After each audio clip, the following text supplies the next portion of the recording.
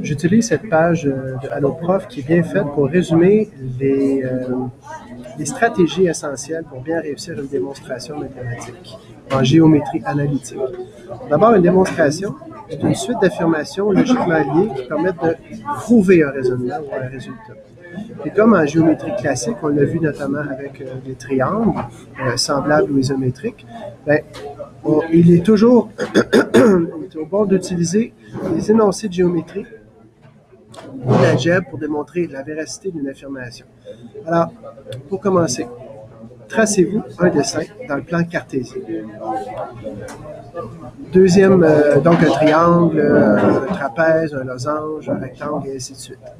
Deuxièmement, limitez le nombre de variables utilisées, A, B, C, D. Il faut qu'il y en ait le moins possible, sinon c'est compliqué. Donc, tenez-vous près des axes. Idéalement, il y a un des sommets de votre figure qui est à 0, 0. 3. Identifiez l'hypothèse, c'est-à-dire la première partie de l'énoncé que vous cherchez à prouver, ce qui contient toutes les informations qui sont dans la proposition et qui sont vraies, donc qui sont fournies dans le problème et que vous pourrez utiliser pour démontrer ensuite ce que vous voulez démontrer.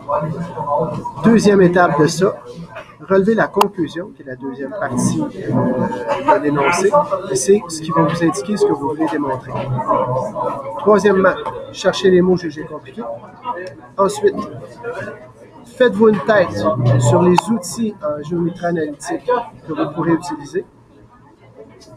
C'est-à-dire, est-ce que c'est la pente pour prouver du parallélisme? Est-ce que ça va être des distances pour prouver des mesures de segments? Et ainsi de suite.